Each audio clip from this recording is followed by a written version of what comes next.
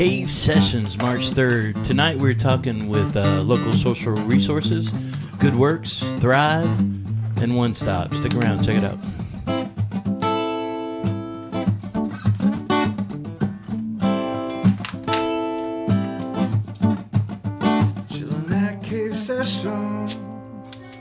Hello, everybody. How's it going? Cave Sessions. Thanks for tuning in. We have some guests tonight. 3 different organizations, resource organizations here in Huntsville. We're going to introduce them and talk about what they do. I have Morgan Farrington with Goodworks over here on my right, and in the middle, I have Pat Laney with One Stop, and over here on my left, I have Mark Moore with Thrive. That's me. Yeah. So thank you guys for coming out. Sure thing. Good to be here. Thanks for having us. So let's just start left to right. Kind of tell us, because these are 3 different organizations that deal with common issues a lot of times. So you guys cross paths a lot, right? So just tell us who you are, what Thrive is, and what it's all about. Sure. So I'm Mark Moore. I work at Thrive, Alabama. We are a healthcare clinic. We specialize in primary care and pediatrics, but the reason we're here tonight is because we also have a substance abuse program that falls under our behavioral health care department. Nice. Awesome. I'm Pat Laney. I'm with the Partnership for a Drug-Free Community, and we've started a new program called the Community Recovery Resource Hub, and I'm the peer support person for that. And basically what we're doing is trying to educate the community on substance use disorders, want to educate the families and individuals that might be suffering with them. And also an added component of what we do is we will also help them navigate the path to get into treatment. And where you're One Stop, so you're pretty much the one-stop hub for everything. So what's your location, actually? We're at 2211 Clinton Avenue. We're in the one-stop building. The organization I'm actually with is Partnership for a Drug-Free Community. Gotcha. Awesome. Just adjusting your mic there a little bit. And on the right here, we have Morgan. Morgan Farrington with Goodworks, North Alabama Harm Reduction. We do a lot of different things, but mostly right now we focus on educating the community about active addiction and what that looks like, and how to use and obtain Narcan so that people can address overdose emergencies as they're happening, trying to mitigate loss of life during this problem we're having locally with the opioid crisis. Awesome. So, hello, everybody. So, I'm Brian with Cave Sessions, and when I started this, Mike's not here tonight. If anybody sees Mike, check on him, see if he's all right, because he was supposed to be here. Anyways, I lost a dear friend, ex-girlfriend, and to opioid abuse, and I've been involved in Celebrate Recovery over the years and done some things with them. So recovery's on my heart, and that problem, you never know, Nana might be in recovery or dealing with issues. A lot of our community, music community, everybody deals with depression. Everybody has someone, if you're not dealing with it, you know someone that's affected by this crisis. And so just my whole goal here is to maybe have a series of shows and with different resources around town in the community, so we can know what those resources are. And if you have something, and like you said, educating the family, like that's good too. Like if I have someone dealing with that, what do I do? How do I help them, or what can I do, or how do I reach them, and things like that. So anything we can do to educate everybody about what's out there, what's going on, and so we can all work together to make things better, right? That's right. Yeah. So that's my thing here. So thank you guys for coming. Thanks for having Thanks me. for having me. So what are kind of you guys' common goal, you think, between the 3 organizations? What is the problem, the biggest problems that you guys deal with, and what are your kind of common goals together, and you know. I think we all just kind of want to make sure that people have access to whatever it is that they need to make sure that they're happy and healthy. I know that my organization in particular, we tend to target people who are extremely marginalized, whether they're experiencing homelessness or feel really isolated in their drug use or whatever it is. We try to address things from a ground up approach, and meet people where they are to try to help them assess and then access whatever they need. I know that it's really stigmatizing being homeless, being in active use, and people tend to isolate themselves. And I think that more than any drug, isolation kills people. I know that stigma has a lot to do with that, and I want to not so much normalize drug use, but just demystify it some. Like, it's not this picture of some like rabid, terrible, horrible person like they put out in Reefer Madness. You're not Right. going to jump out of a window. It's not like that. Like, It could happen to anybody. it is anybody. Right. Especially now with pills and everything being so prevalent. It's a surprising number of people. It's no longer just like some cross section underworld. Yeah. So, and if you really don't have any idea about the opioid epidemic, there is a series on Netflix right now called The Pharmacist. I suggest all of you guys watch. It kind of opens your eyes because, Nana might need Narcan. One of these days, you Nana never needs know. Narcan, man. It could happen. So you never know who's really dealing with this stuff. And I know I mentioned a minute ago when we were talking before, like, people have a real problem. I have a problem. It's hard to be humble sometimes because people always tell you, no matter what you're going through grief, whatever you're dealing with, people are always like, hey, if you need anything, I got you. Need anything, let me know. Need anything, let me know. And people really, truly mean that. But when it comes to that person, and you said that's probably part of that stigma, when it comes to that person actually asking for the help, people have a hard time. Pride's a real thing, man, and people have a hard time actually asking for the help. So knowing where the help is and educating the community is part of it, but actually getting people to ask and reach out is the other part, right? Sure, and I think it's one thing to just offer a generalized like idea of help to someone, but it being so hard to reach out and ask. I mean, maybe offer something specifically. Do you need food? Do you need a ride? What would make your life easier right now? What can I do for you? Instead of deciding for that person like that they need help or what that help should be. Also, don't necessarily count on people's abilities to reach out to you. You Right. can't just avail yourself to them the once. Remind them that you're there. Go after their attention. It's a really dark, lonely place when you're struggling with addiction, and I mean that's something I've witnessed and something I've dealt with myself. Right. The resentment that's there when you're there will keep you like your brain will lie to you and tell you that you're alone and you're horrible.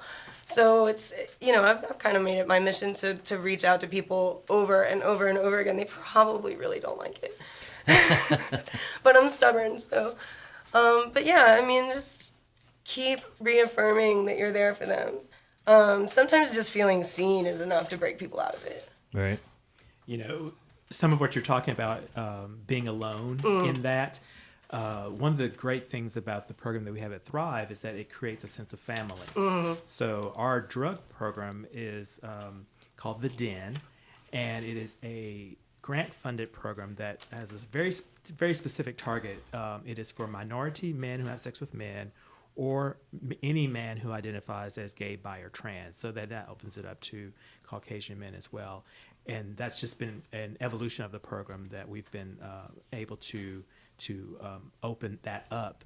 And it's a 16-week, there's about intensive outpatient program. And it's free. That's the other good thing about it. So you come in for an assessment, and then and then if you make it into the program, it's 3 nights a week that you have group session. Then you have access to therapists, psychiatrists, There's a meal provided, transportation provided.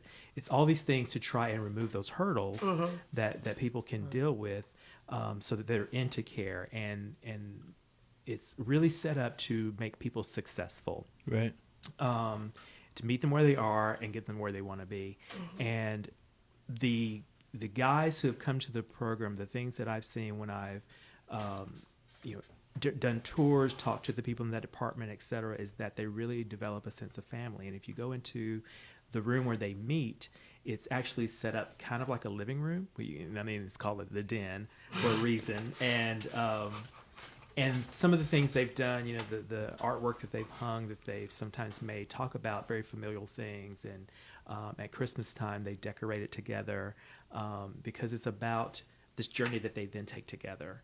And then some of them have even come back after they've graduated the program and meet together to kind of continue to reinforce what they've learned and what they still need to do to be successful.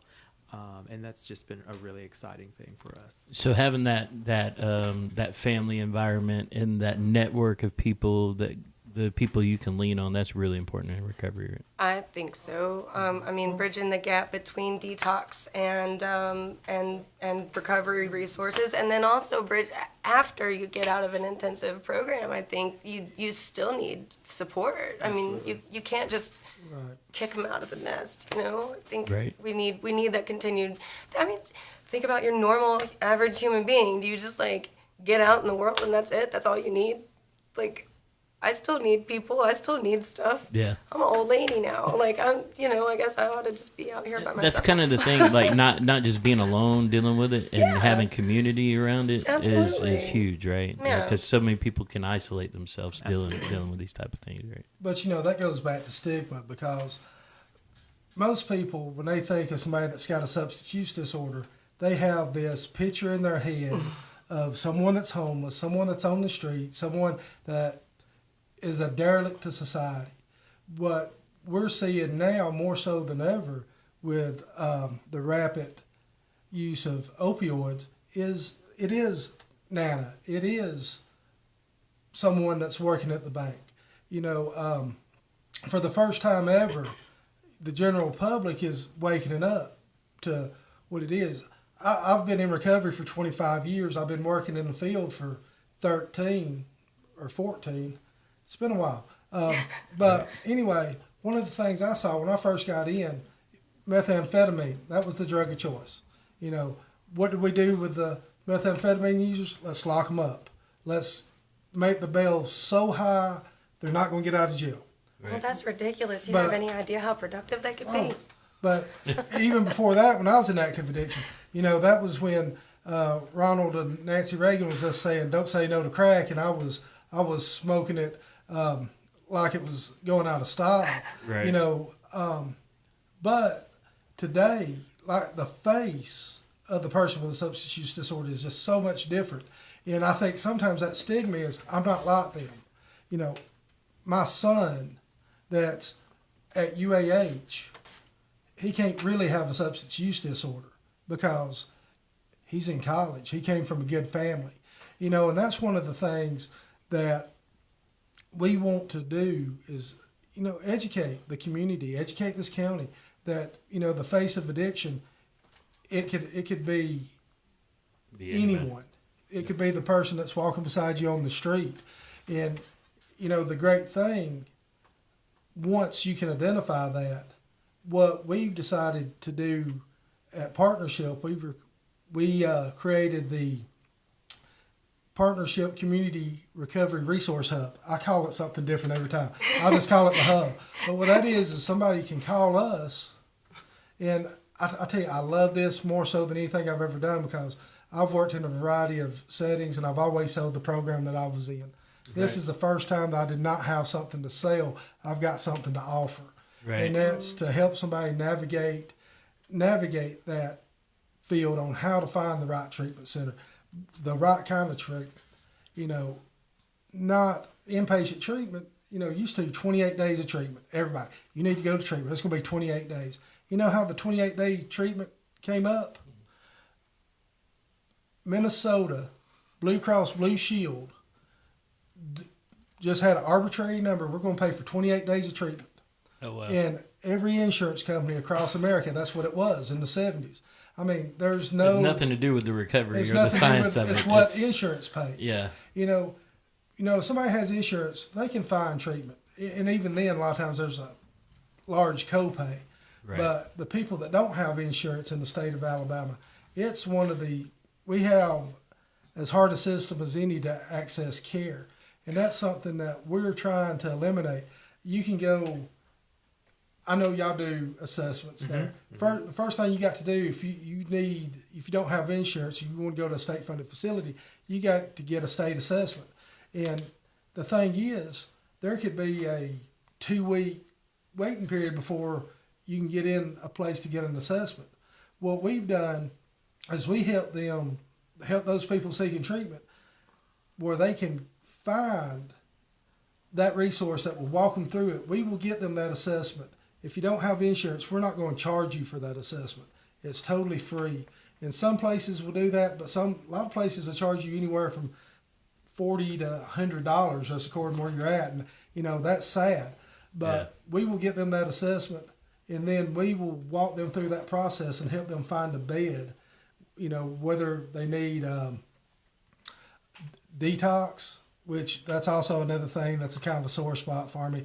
Right. There's one state-funded detox center in the state of Alabama, in Birmingham, Alabama. That's where we have to send everybody. What's the name of that place? Pearson Hall. But what's happening is what I have seen in the short time we've been open is sometimes if somebody has to wait 2 weeks for an assessment, then 3 weeks for a bed, we can get them in for the assessment either the same day or the next day so far. But what we've done is taken a 5-week waiting period and turned it into 3. And also, while they're waiting for a bed, like I said, I'm in recovery. I'm a recovery support specialist. I call and check on them, see if they need anything. They call me at all hours, day and night. I can be asleep, and there's people that will call my phone. And those small little wins matter, like having a bed. Right. Like stuff people don't think about. Right. But just those little wins, like having a bed. And you were talking about getting to a point where you have an extra $12 in your pocket. Oh, yeah. Those little wins right along the path Well, are things that kind of help you along the way in your process, right? That's a great thing about recovery. To be in recovery, that means you've had to lose something somewhere along the way. I can speak from personal experience. I nearly lost my family. Of course, they didn't believe me. I can't tell you how many jobs I lost because it's hard to be a full-time addict and full-time employee. Something had to give. I wasn't going to quit smoking crack, so I'd quit a job. Right. I lost my freedom, lost a bunch of money. Fortunately, I had the state of Alabama that said, hey, you're going to go through treatment. I mean, I'm one of those court-ordered success stories. And after I get out of treatment, all of a sudden, I started noticing things when I started taking that next right step. My family started believing me again because I said I'd be home at 4:30, and I'd pull in the driveway at 4:28. Of course, I was thinking something was wrong because I was early. All of a sudden, I'd look in the mirror and I didn't hate myself near as much. Yeah. All of a sudden, I had a job. It wasn't the greatest job in the world, but I went there every day.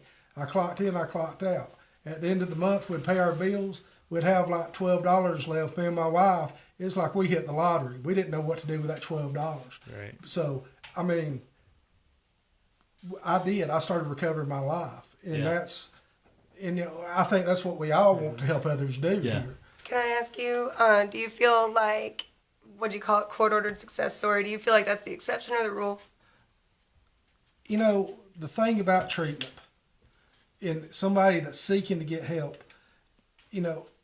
I know people that's been to treatment one time and stayed clean. Mm-hmm. I know people that's been multiple times. It's all about when you're ready. The lady that's over peer services for the state of Alabama, her name's Pam Butler. Big ups, Pam Butler. Big up. I mean, she is 3 doors. She is 3 doors down from the governor, right?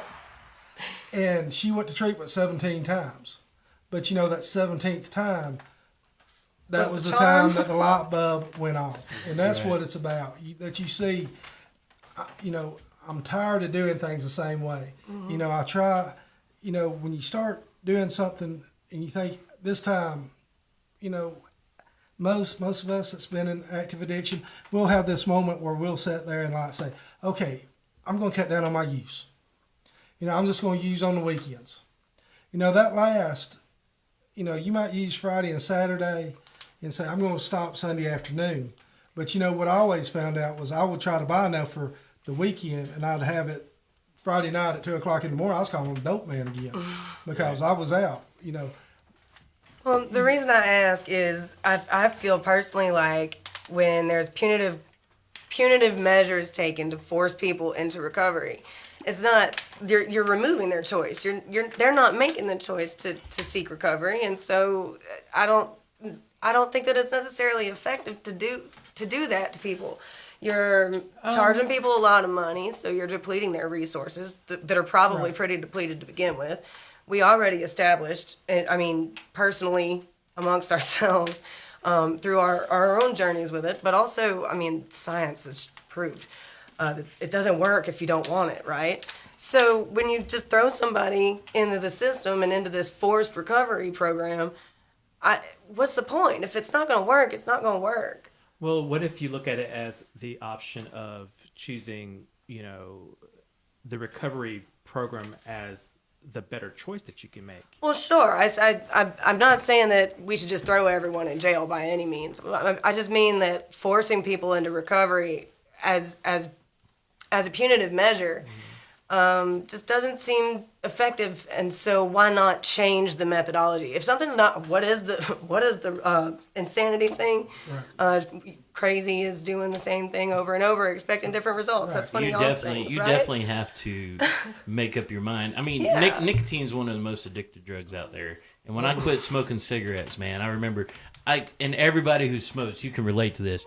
You try to quit, and then you come back. If you smoked a pack a day, after you quit for 2 weeks, you're smoking a pack and a half when you came back, Right. Yeah. or the 2 packs the next time. And when I finally quit cigarettes, I worked at SCI on South Parkway back in the day. I was like, I kept a pack of cigarettes in my truck, and I made up my mind. And I went in the smoking break room every day. I made up my mind that I cannot hide from it. I have to want to, and I have to make up my mind, and I had to face it. And that's how I dealt with it. But yeah, you have to be ready Right. to Yeah. quit and have your mind ready to whenever those things that pull you back in to no. So We why not? definitely have clients, at the Den that came through the court system, and we're grateful for that relationship, actually. Sure. But it is up to the person to decide that they're ready for it. So As the a court can't child make of them a teenage successful. mother, I can tell you that abstinence programs don't work. Oh yeah. Let's just face it right now. Telling people that they have to be abstinent or else has not created good outcomes either. So I guess my concern is putting people into the criminal justice system. I really want that Law and Order sound again. I need that. But seriously, throwing people into that system doesn't improve their situation at all. I do think that urging people towards recovery and helping them find their way there is important.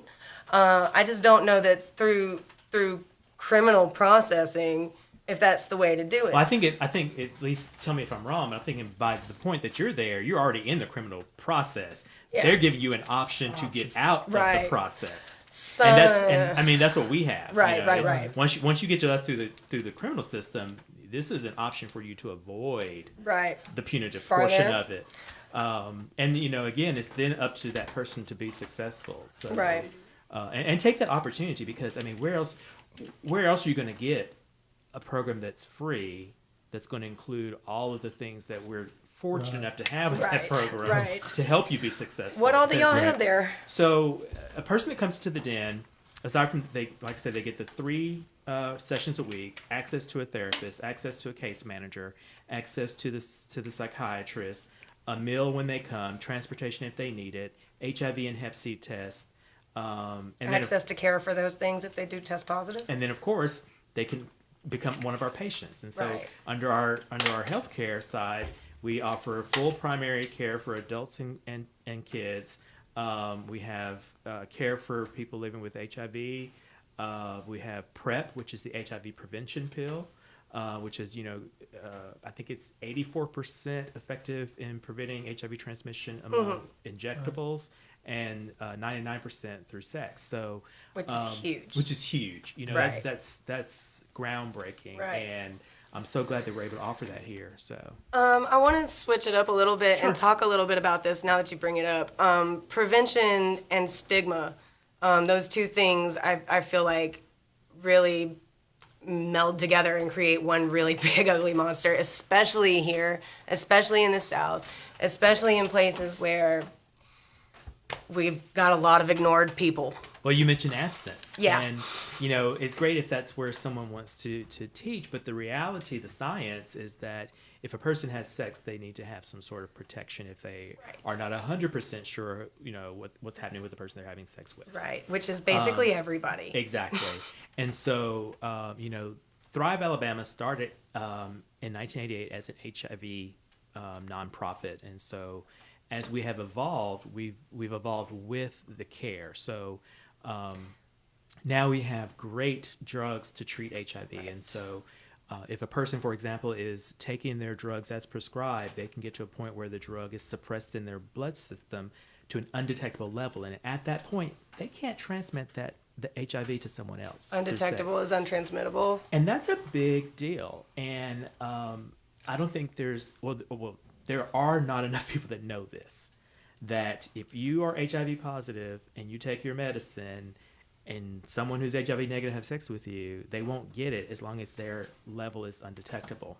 Then for a person who's HIV negative, if they are concerned about exposure to HIV and they want to protect themselves with something that's more foolproof than condoms, then PrEP is the way, because it's a daily pill. It has a higher protection rate.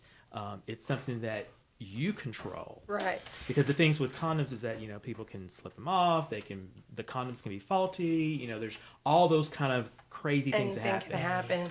And you're not having to negotiate it. That's the other thing too, especially for women, for bottoms. Negotiating safer sex is a real issue. Right. But if you're taking the pill, right, you're taking You've control. got some power. You have your power. What is to bring it around to drug use, when you're dealing with an IV user what's the efficacy? Can you go over some of that, the efficacy with IV drug use and the accessibility for those who are using drugs intravenously? I mean, I'd imagine that there's programs in place for MSM. There's probably programs in place for serodiscordant couples. What about for drug users?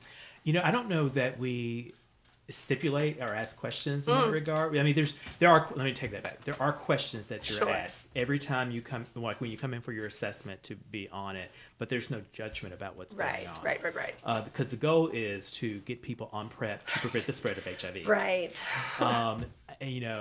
So I just tell anybody, if they want to take control of that, they need to come in and get that assessment and get on the program. And then when it comes down to cost, so if you have insurance, we can hook you up with a case manager that will work to get you discounts on the medicine itself, using a Gilead prescription card, and the sliding fee.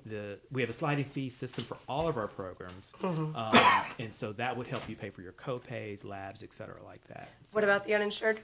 The uninsured is who mainly uses the sliding fee. Right. If you have insurance, then of course you just pay your normal co-pays. Okay. And so that is, again, it's just all about different ways we can try to make it accessible to as many people as possible. And we're also continuing to retool that so that we can make it more accessible. So there's some new things coming down the pike that I can't say yet, but again, to try and make it easier to access, faster to access. Wonderful. I would say that. Wonderful. Pat, what about you? Do you see a lot of stigma or barriers to prevention, barriers to access? What's kind of your sticking point? Well, first of all, it is hard to get into treatment if you don't have insurance. That's just a fact. I mean, you can call a state-funded treatment center. They're going to say you need an assessment. I mean, the state assessment, that is the biggest barrier for somebody getting into treatment. And also stigma, there's different levels of drug users. You can go in a treatment center. I'm an alcoholic. They're at the top of the list. Like me, I was an alcoholic, but I also smoke crack. I'm down there at the bottom. But anybody that shoots up, you always hear people say, "At least I don't shoot up." I never shot up. I say, my thing is you haven't yet. Right. And there is such a, when you shoot up, there is so much more chance of something like hepatitis, HIV. Once again, it goes back to we need to educate the community. We need to educate families, right. and let them know, hey, it's okay if your family member is struggling. There is something out there that can help. Right. Like I said, 25, 30 years ago, it was, you're just going to go to inpatient treatment. There's a few outpatients around, but most of the time that was if you completed treatment, you needed to go to 6 weeks of IOP, intensive outpatient training. Now we have a lot of options. We have medication-assisted treatment, and used to, when you got out, you were going to go to a 12-step program, and the 12 steps have been proven to be successful. I wouldn't be sitting here today if it was not for Alcoholics Anonymous. Yeah. But, there is so many more things out there. There's a Buddhist-based recovery called Dharma Recovery. It's meditation. For some people it works. Some people it's the faith-based, Celebrate Recovery, which is a 12-step program. Yeah. But I'm telling you, that is solid recovery. Yeah. Not one path fits every individual. How do you feel about smart recovery? I'm actually a smart recovery facilitator. Hey. I like the idea of your organization too, connecting everybody, because and we talked about the big things, the biggest struggles were working together and probably educating the community, right? So the fact that you don't have to sell just your service, and you're connecting people to everything, like that's huge. And anything we can do in music and anything we're doing, the more we can get together and thrive as a community, the better off everybody's going to be, right? Absolutely. And that's one of the things. The main focus of the hub is to help people access treatment. But also one of the things that this is my passion is to bring all the community organizations together and not everybody try to reinvent the wheel. Right. Now, we do a potluck dinner for a diversity dinner, and I'm starting to do that for our music meetings too. But breaking bread together does something. Right. So maybe plan some type of night of the week every couple of months or every quarter where these organizations get together and everybody brings a dish. Yeah. Like that's just potluck dinner is an amazing way to build community, man. Food is Food so works. important. Food works. Yeah. We were talking about community being a really important aspect of the recovery thing. It's an important part of just social anything. Right. Bringing people together. Everybody always needs a snack. So, I'm Southern, y'all can't leave my house without something. So on that note, what kinds of things do you think we could do to bring the community together a little bit? Not just the resource leadership, but just the community in general to change the way that people view. Well, one of the things, in fact, I met with 2 pastors today. We're trying to bring the faith community into the social service community. Sure. In fact, don't have a date. Well, I am actually speaking at a church on the 22nd, Draper Memorial. But also, we were getting ready to have, it's going to be coffee in the clergy at a partnership where we just want to bring the church leaders in and let them know what we're doing. Yeah. And we want to ask them, what can we do for you? How can we help you and how can you help us? Right. And if we can do that on a faith-based level, if we can do that on a social service level, I think we're all going to be great. Yeah, everybody doesn't have to agree. You don't have to agree with everybody about everything. But if we can bring everybody together and work together, man, that's what really needs to happen. Even if you just come away from an interaction with a new new perspective or perspective. some new concepts. Yeah. I mean, I've gained something from just about everybody Right. I've interacted with since I've started doing this. By the way, I don't know if you know this, I moved back here in October, like October 26th or something last year. Very first Narcan training I did was December 14th. It's now March. We're brand new. I have no idea what I'm doing. This was a total accident. I fell into it. So like, that's why it's a mess.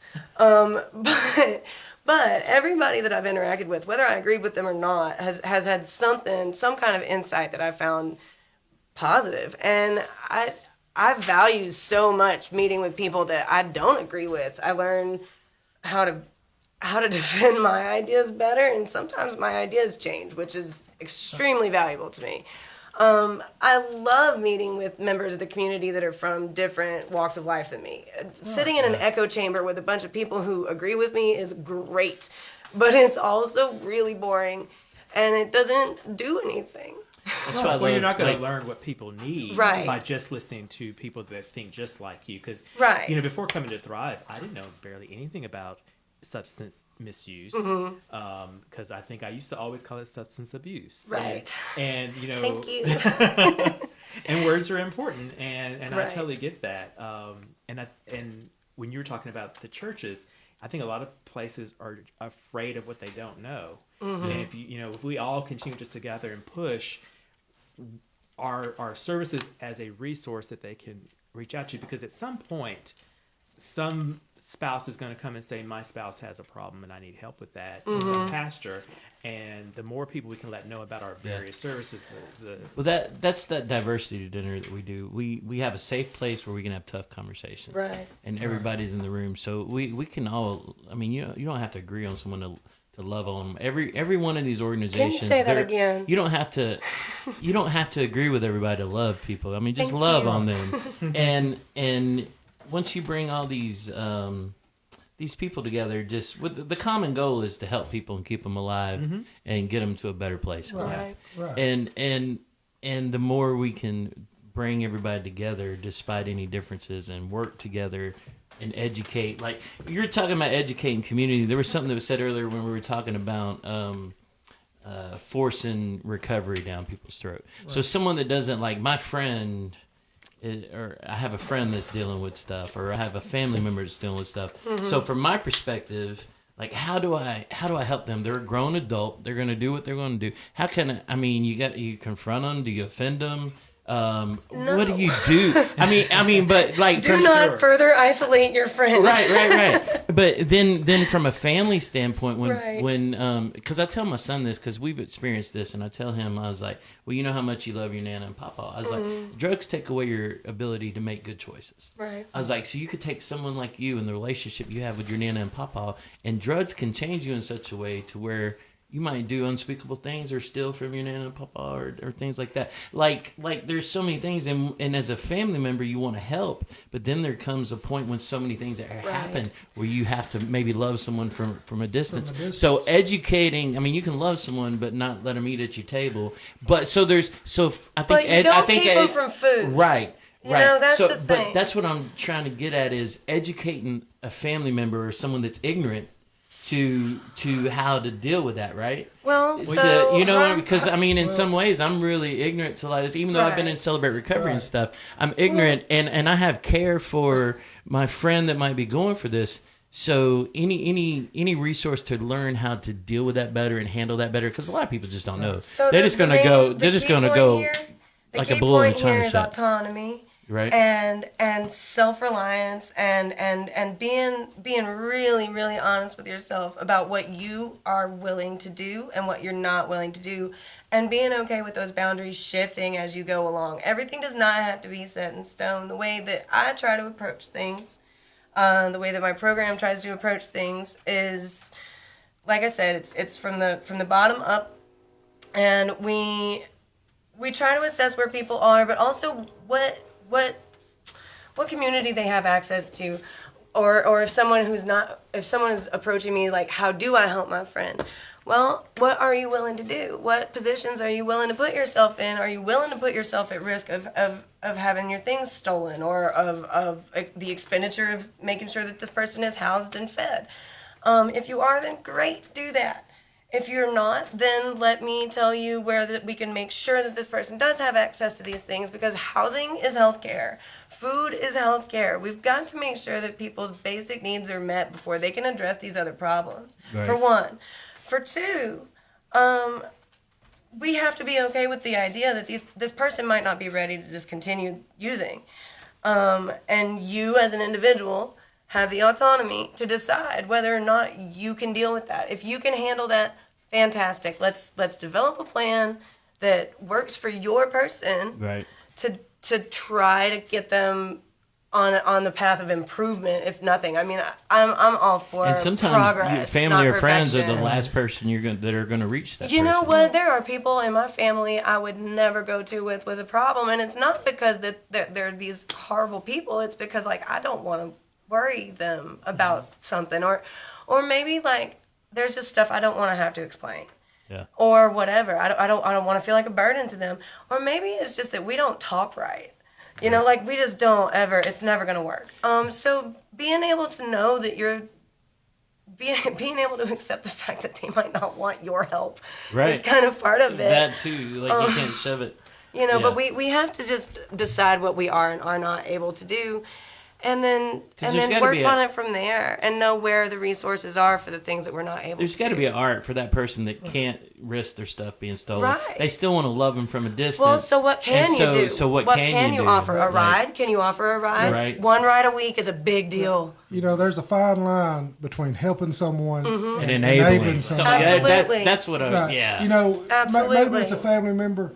They don't have groceries. You don't give them money to go buy No, groceries. you give them You groceries. bring them groceries. And Right. sometimes you take out the barcodes Right. so they can't return them. Right. I mean, you just got to Yes. do what you Hey, got to that's do. do what you gotta smart. He's figured something out. Sounds like he's got No, experience. but, I mean, really. So Right. loving on somebody, keeping I've- somebody alive is not enabling anything except for them Right. to be alive. Okay, and making sure that you're not handing somebody money for them, unless you're fine with doing that, then by all means go ahead and do it. I'm not here to tell anybody what to or what not to do. I want people happy, healthy, and alive. And how can I facilitate making that happen? Which is also, quite frankly, a public health service. I want people who have IV drug problems to have access to clean use supplies, not just for them, but for the other people that are around them to stay healthy. Because it's a public safety issue. There's so many things that negatively impact the communities that people are living in that we can also address by taking care of these people better. And sometimes I heard Steve Harvey say the other day about this guy, if he wants to bless someone on the corner or a family on the corner asking for Let money him. or whatever, he's like, it's not what they do with that has nothing to do with me. If I feel Right. lead to bless them, Right. I'm not in control of what they do with that money. Thank you. Like it's over when I give it to them. Like if It's they, not yours anymore. Right.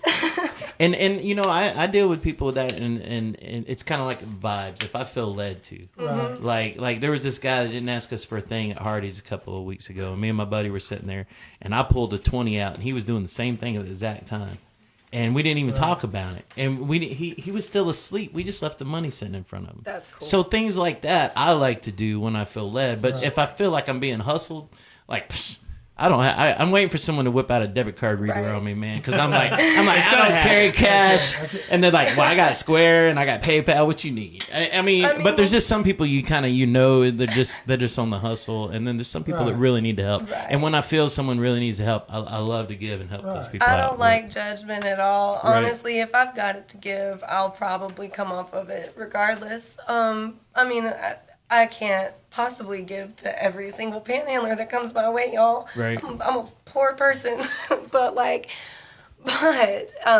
if I've got leftovers in my car, like, I'm leaving dinner and I've got my to-go box, like, here, take it. I don't, I probably wasn't going to eat it anyway. Right. Why throw that in the trash when there's somebody who could totally use it? Earlier you really hit on it in answering his question when you said boundaries. Mm-hmm. It really is about healthy boundaries, and I've had people come to me and say, "Hey, I've heard about your program, and my roommate or my husband, I need, how do I get them into it?" I'm kind of like, you can't don't. get them into it.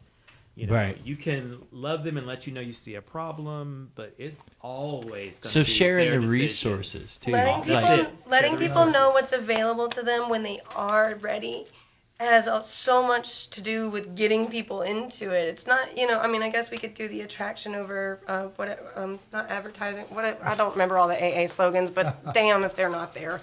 But really, I mean, making people feel less alone by letting them know what's available is huge. When Right. I mean, when I was in really, really dark places, knowing that there were places to go and I wasn't as stuck as I was lying to myself about being was half of it, really. And then we've talked about stigma. I think letting them know that they're not judged, Right. letting them know that Right. they are loved, Right. letting them know that you're going to be in their corner. This is not some indelible like mark. This isn't Right. the scarlet letter. You're not gonna have like a big D on your chest. Or setting the boundary if you can't. Like, I still love you. I'm here Yeah. in certain ways. Right. Setting that boundary. Like, this is how. This is This acceptable is and this is not. this is what I can deal with, and I love you and I care about you. This is what I can deal with. Yeah, and that applies to everything in every relationship. That's Right, not exactly. Just about, Right. Boundaries are good, man. Boundaries There's are good. there's some really good books on boundaries, like boundaries in relationships Yeah. and like romantic Man, I've read some of that, and it's really. We're always learning. I'm still learning stuff on boundaries in my old age. You know? I think that doing a little bit of personal inventory before you approach a loved one who's in active use is a really important thing, and really got to be honest with yourself. Like, there's some things I wish I was better about that I am just not, nor will I ever be. And I cannot just pretend like I have those strengths when I go after a problem. Yeah. And like, I don't love admitting that. But you have to. You have to. You have to. If you're going to be an effective friend. So even make it like a goals list for being an effective friend. Yeah. Make a list of what your boundaries and what you're willing to do. These are and- my strengths and weaknesses. and And, to be, sometimes just talking about, like, we're having a conversation right now. Sometimes, like, I want to get perspectives. Like, you can change so much in your life by just changing your perspective. Right. Absolutely. And so sometimes I want a woman's perspective. So I got my homegirl that I'll call, and so just having a conversation for a friend that's trying to make that list, being able to reach out to a resource and have conversations with people that are more knowledgeable in how to do all this might help them develop an effective plan on what they can do to help their loved one. I right? think it's also really, really important to remember that there's no winning. Right. Dialogue does not have to be a debate. It's not an argument. There's no right, there's no wrong. The person feels whatever they feel, and what they're feeling is real, even if what's informing that feeling is not. Their experience is still legitimate, and it's very, very real for them. So you have to, you can't just like logic this feeling away. It doesn't matter what your logic is. Their feelings are every bit as real as that logic. Sure. So listen. You can't fix it. It's gonna be probably something that you don't agree with, but you have to listen, and you have to be compassionate, and you have to be empathetic. And quite frankly, if that's not on your list of strengths, to get out. Like, you're not gonna be good at this. That's a CR thing too, and a 12-step thing is like, we're not here to fix Right. anybody. We're here to listen and be Right. support. I was Right? going to say also ask the person. What do you need? need? Yeah. Hey, that's Yes. big, right? I have sat in so many rooms and listened to a bunch of people of a very particular genre talk about what they are just gonna do for another group of individuals, and it's like clear that they have never even thought about asking what those people need. Right. Like, first of all, you're just assuming that what you're experiencing of their problem is a problem for them. Like, how do you know that there's even a problem? And that again comes to everything. I also am on the board at First Stop, which is a homeless organization, and that's one of the First things- stop. What's up, y'all? What's up? Those are my people over there. And that's one of the things I learned too is a lot of times people, out of the goodness of their hearts, decide to do a thing. Let's say bring a bunch of food to the homeless at a camp. But We weren't hungry. is it benefiting them if everyone's bringing food only on one day of the week? Right. Right. And or if when they really need food 7 days of the week, and Right.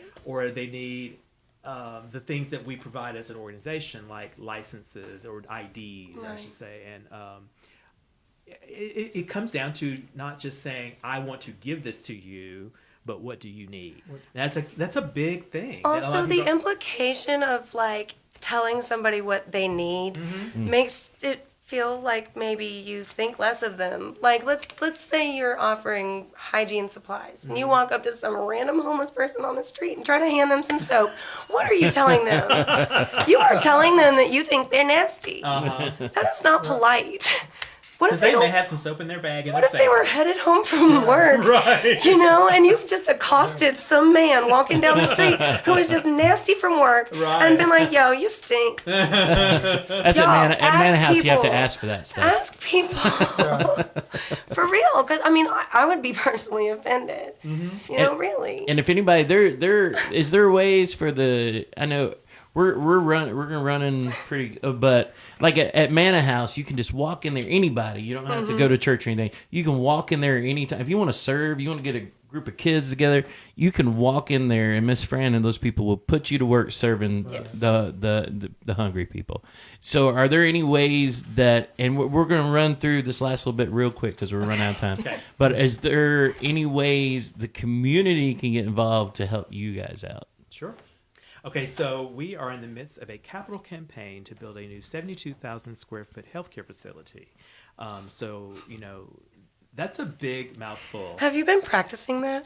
I have said this so many times to so many people already. We're having lots of meetings, lots of good meetings, but it's going to be a big deal. It's going to be a unique to Huntsville facility in that it'll have primary care, pediatrics, behavioral health, drive-through pharmacy, lab on site, nutrition, a test kit, a training kitchen, social work. It's going to have all of these dental and vision. How could I forget that? So imagine going to a place where you and your entire family can get every last bit of the healthcare needs Super taken center. care of. Yeah, it's going to be amazing, and it's going to be up the street from you up here at Oakwood in Washington. No kidding. Like by Grateful Life, but a block that down. big- or that a big- big, right big across- block down. I've been wondering what that was going to be forever, right across from that little Exxon station That's it. right there. That is Okay. gonna be So us. y'all are That's doing awesome. fundraising? We are doing fundraising now, so we are in the quote silent phase of our campaign, which is really not. We've been on the news talking about it. Right. We've received some money from the county so far, and we're actively looking for that. And there's giving opportunities that have naming opportunities with it starting at $5,000, and then later on there'll be smaller opportunities for people just to kind of throw whatever, because we want it to be something that the entire community supports. So we're talking to corporations and government and individuals to make this happen, because it's going to serve everyone in the community at every level. Please make sure somebody lets me know when y'all are going live with that stuff. Oh, absolutely. Thank And then you. groundbreaking is going to be this summer. It's a really exciting time because Awesome. we're so passionate about what we do.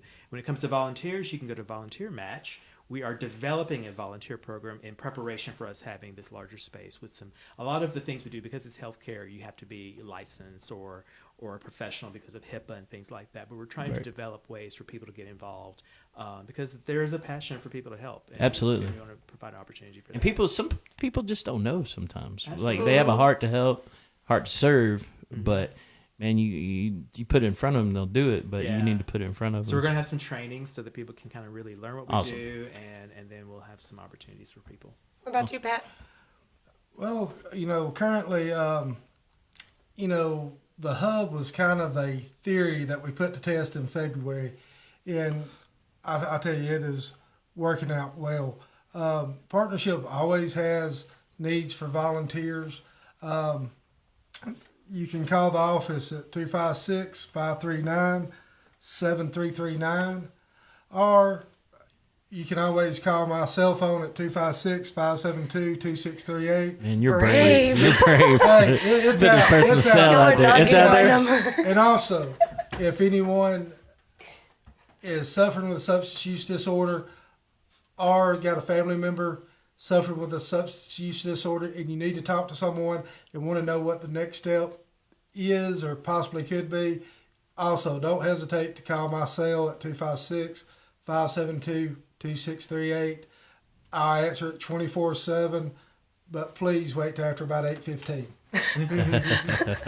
Right. Y'all don't get in touch with me before 10 a.m., please. I'm a very different person. I'm from calling Pat. you in the morning at 6:45. No, the hell you're not. You'll be calling my voicemail. I guess, what could we use? I mean, other than money, always money. We are throwing a startup fundraiser. stuff. Yeah, we need startup Fundraiser. stuff. We need well, we do outreach work, so we are putting together hygiene kits. That's why I use that example.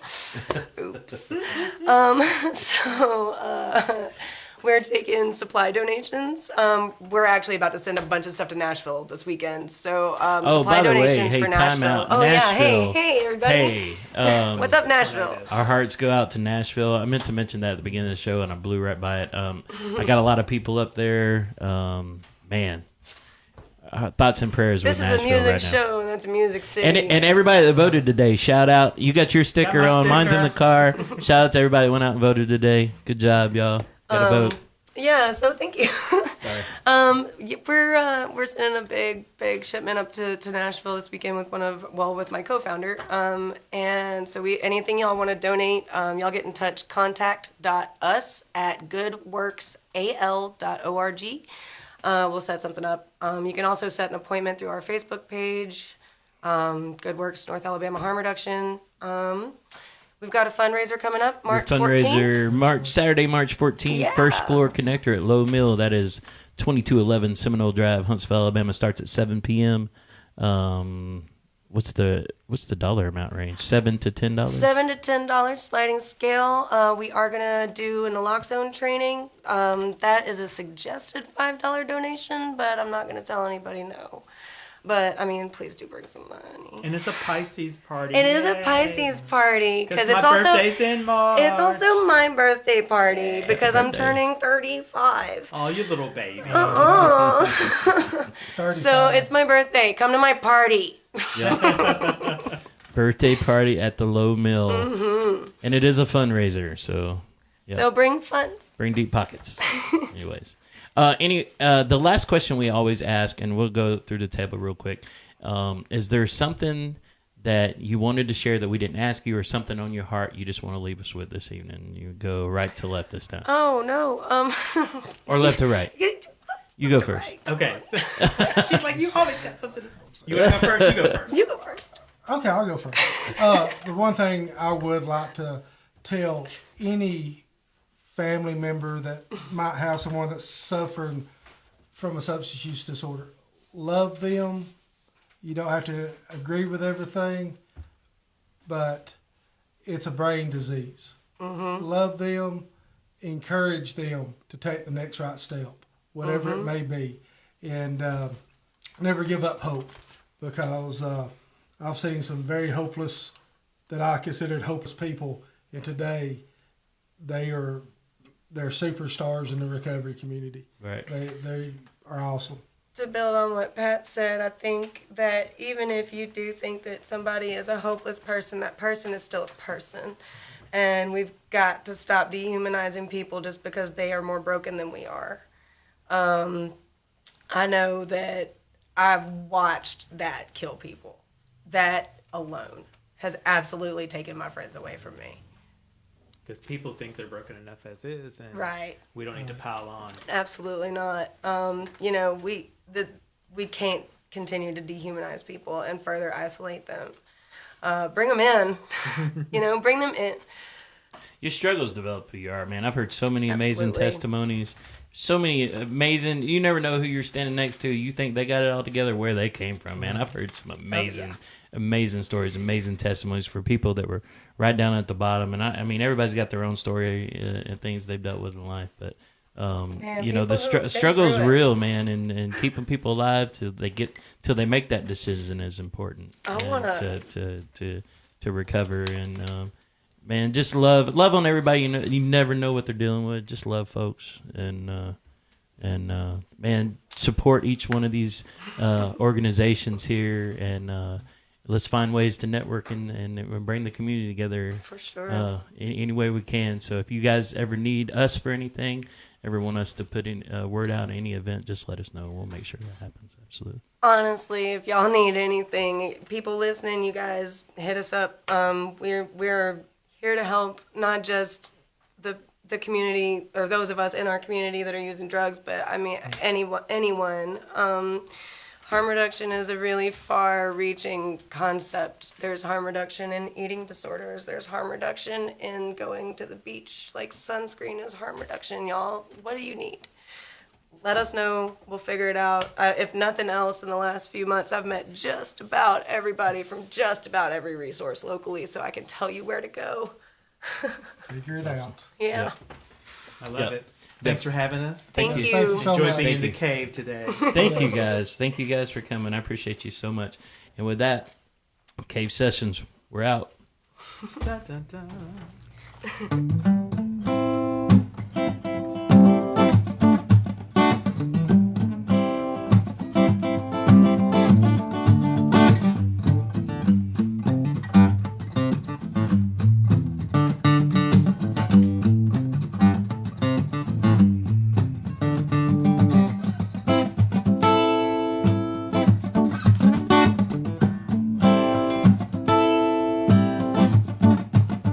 Chillin' at Cave Session.